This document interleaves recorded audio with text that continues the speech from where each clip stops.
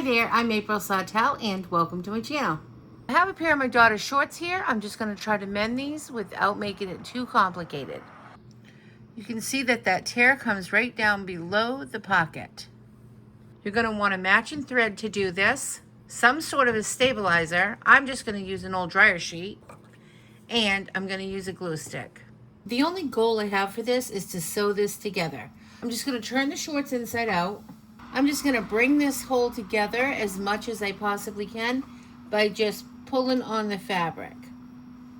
Just as close as I can. I'm not going to cut the loose threads here because I'm just going to be doing an up and down motion, so that is not going to matter. I'm going to take a piece of my dryer sheet or stabilizer, whatever you have right on hand. You're going to want that piece bigger than your hole. I don't need it too much bigger. Here's my hole. Pull it together a little bit and make sure that my stabilizer is going to fit there.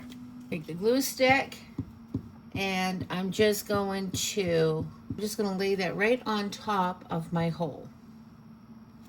And then I'm going to turn these back. That's going to give the thread something to adhere to.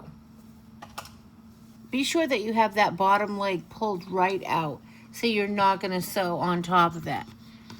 I'm just going to pull this together and I'm going to lay this where the seam is here on the pocket. I'm going to just kind of lay that right on top of this bottom fabric. So now I've got this laying on top. There's not a lot there. It's not like I can make a whole new seam here. I'm just going to lay it over it and kind of pull this together. I'm going to put my needle in a little bit above where the rip starts.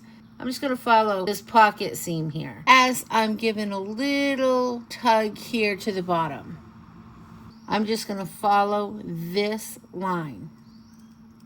Now, I didn't make my thread be this color. I tried to get the thread to be this color. I just wanted it to blend when I go back and forth, back and forth. Okay, I'm going to start off with a back stitch.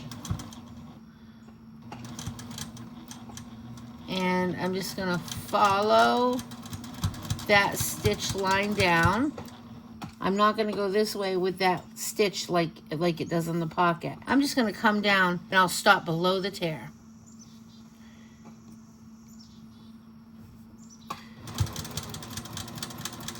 And I am going to give it a back stitch right there. I'll continue to just keep sliding over and coming down. Slide over, come down. Now I'm still going to keep these threads here just because it was, I didn't want to cut them at the beginning, and if they're still there when I'm completely done, then I will cut them off. But for now, I'm going to start with the back stitch on each little row I'm making.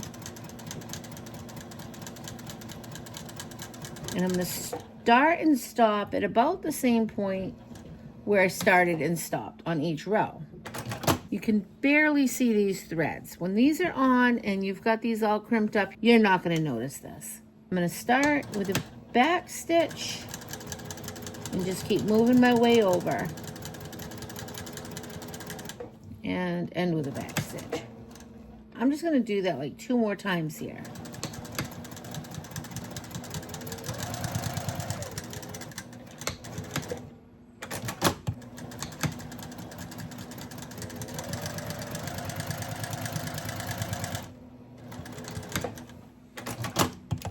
And now I'm just going to go around and I'm going to cut off any loose threads.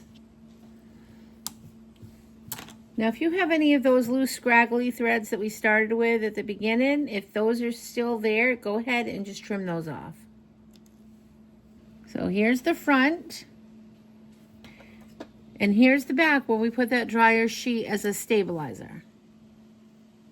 If there's more on the inside that's just really loose, just go ahead and take that right off. Here's the inside. There you go. I hope you found this video helpful. I'll see you next time. Remember to keep it simple. Have a great day. Thanks for watching. Bye. Say bye, little Miss Reddy Thready.